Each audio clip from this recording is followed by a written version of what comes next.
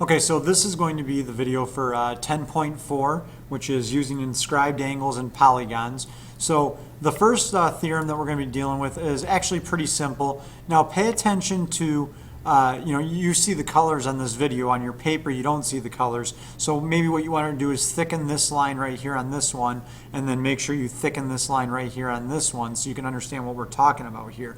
So what it's talking about is it says an inscribed angle, this is a definition, is an angle whose vertex is on a circle. That's this right here. Okay, there's the vertex. And whose sides contain chords of the circle. So these two lines right here are chords. It says the arc that lies in the interior of the inscribed angle, that's this part right here, has the endpoints on the angle and is called the intercepted arc. So this portion right here is called the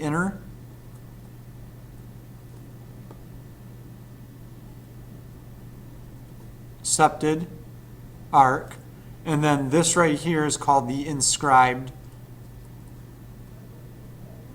angle. And I'm going to point to it right here. Okay? Now the theorem is that the measure of an inscribed angle, which is right here, is 1/2 the measure of its intercepted arc.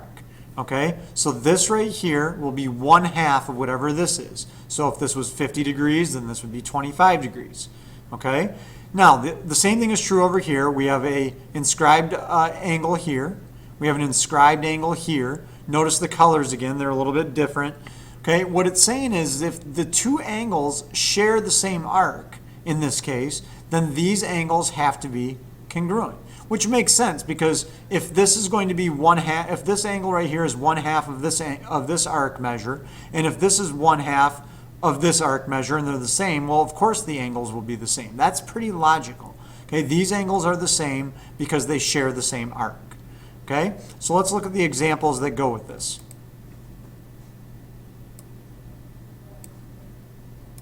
So we have, it says find the indicated measures in circle C. So it says find the measure of angle D. Okay, well, we have,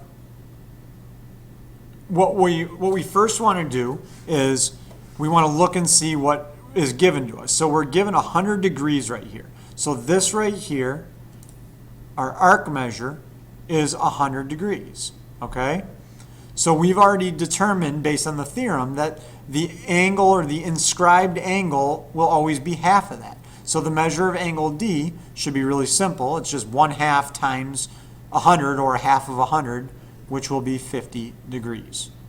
The measure of the arc AB, okay, so let's be careful here. So we want the measure of AB. So the measure of AB. Now, this can sometimes be a little bit complicated because, we haven't done anything specifically to find AB, but we can find our other arc measures to be able to figure this out. Okay, so one of the things that we do is we can figure out what DA is. Well, DA is going to simply be double of what 35 is. So DA is going to be 35 degrees, or sorry, 35 times 2. So 35 times 2, so that's going to be 70 degrees. Well, if we notice the line that we have here, this is the next part, and this is difficult for a lot of you to see this, but this line is the diameter, which means it's breaking our circle in half. So if I wanted to figure out what the blue part is, which is what we're looking for, okay, we would do 180 degrees, because 180 degrees is half, minus 70. So the measure of angle AB is going to be 180 minus 70. So that means that this measure is going to be 110 degrees. Okay, so sometimes you are going to have to use a little bit more thinking to get through these and to be able to, figure out, okay, what can I find on my own? You want to label everything that you possibly can, and then go from there to see if you can figure out what to find what you're missing. Okay, all right. So the next one is find the measure of arc KN. Okay, so again, I'm just going to label this of what we're looking for. Find the measure of arc KN and the measure of angle KMN, which is right here. So you always want to first label what you're looking for. Okay, so the idea of this is we're going to obviously use this 42 degrees. So it says, what do you notice about angle KMN? Well, here, sorry, let's find these measures first. So based on this being 42, we know that KN, the measure of KN, is going to be double of that. So therefore, the measure of KN is double of 42. That's 42 times 2, which is 84 degrees. So that's the first part. Now that we know that this is 84 degrees, that's kind of irrelevant. We use the previous theorem for that. But for this angle right here, because this angle, this 42 degree angle, and this angle we're looking for share the same arc, we can automatically assume that these two angles are the same. So the measure of angle KMN will also be equal to 42 degrees because it's got to be the same as the angle above because they share the same arc. Okay, so that's the first part. The next question says, what do we notice about angle KMN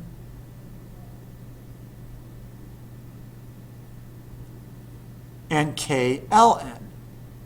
Well, we should have already figured it out and realized that they're the same. So we actually solved this using, what they wanted us to find. You could have also found this angle down here of 42 by simply taking half of 84 because it has this arc right here.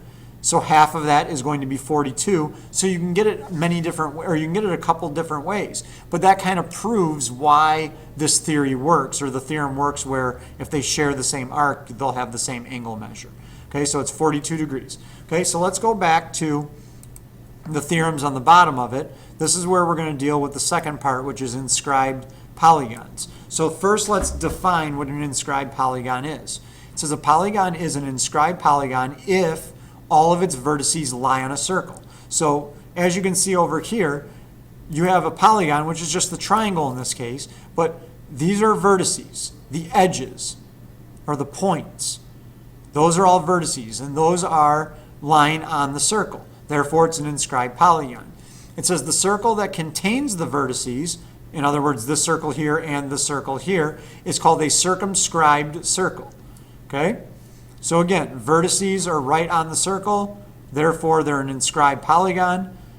The circle that contains that is called the circumscribed circle. So it says, if a right triangle is inscribed in a circle, hence this triangle right here, then the hypotenuse will always be the diameter. So therefore, this hypotenuse, which is always opposite of our right angle, will be the diameter, which means the center is going to be right on that line. Okay, so in this case, if I label this A, B, and C, we know that AB is the diameter. And again, we know that only because the triangle that was in there is a right triangle. Okay, that's what the theorem says.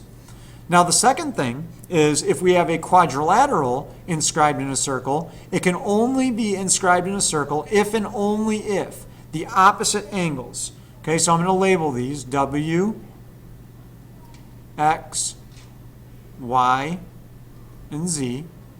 It can only be a quadrilateral inside a circle if the opposite angles are supplementary. Remember, supplementary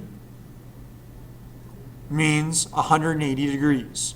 So therefore, they're saying that Z plus X will equal 180 and W plus Y will equal 180. Okay, so the measure of angle Z and measure of angle X have to add up to be 180. They're supplementary. The degree of W and the degree of Y also have to add up to be 180 degrees because they're supplementary. Okay, so let's look at the problems that come with this.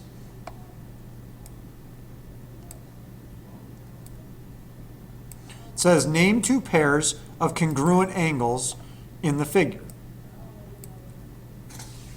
Okay, so this actually goes a little bit with what we were doing above. So we'll just actually, you know what I would like you to do now that I see this, I forgot that this was an extra example. Hit pause on the video right now, and then hit play when you're ready. I want you to do this one on your own and see if you remember use this example above that we just did and this theorem that comes with this. See if you can name two pairs of congruent angles there, and then hit play when you're ready. Okay, so this should have been pretty easy for you, mainly because, again, this angle and this angle, so what we have is RTU, and RSU are congruent because they share the same arc. Okay, and then the other one, we have angle SRT and angle SUT are congruent because those share the same arc. So you should have been able to figure that out because we know that if they share the same arc, then those angles will be equal to each other. So let's look at this example here. This is what the theorems we just went over. And what this is saying, again, if we have a quadrilateral inside the circle, it means that the opposite angles will have to add up to be 180 degrees. So it says solve for x and y. Well, if I know that this plus this equals 180, I'll just simply write it out like that. 3x plus 105 equals 180. And then we solve. Minus 105, minus 105. So that will give us 3x equals 75. Divide by 3 on both sides, and we get x equals 25. So that's the first part. So we solved for x. Now we can solve for y. We know, again, both of these have to add up to be 180 degrees. So that's what we do. We do 17y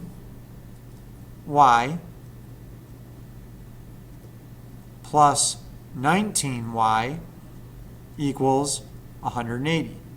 So you do 17 plus 19 is 36. So you get 36y equals 180. Divide both sides by 36. And we get y equals 5. Again, using these foldables, as long as you're taking these notes, you can use these theorems all along. And in this chapter, it's really important because there's a lot of formulas, a lot of theorems that you need to know, and these foldables will really help you to use them, and hopefully after using them enough, you'll be able to remember them a little bit better. So again, this is it for 10.4. Don't forget to take your Edmodo quiz and bring questions again tomorrow. I will see you then.